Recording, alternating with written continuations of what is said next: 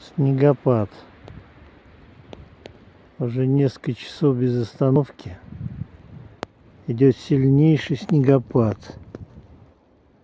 Красота, конечно, необыкновенная, и камера это не передает.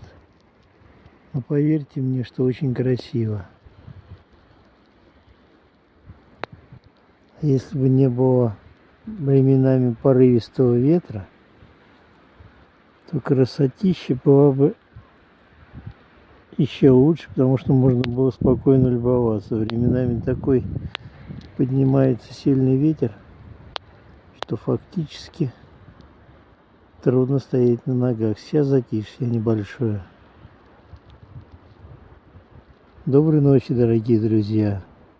С уважением, ваш друг и товарищ Александр Григорьевич Копылов.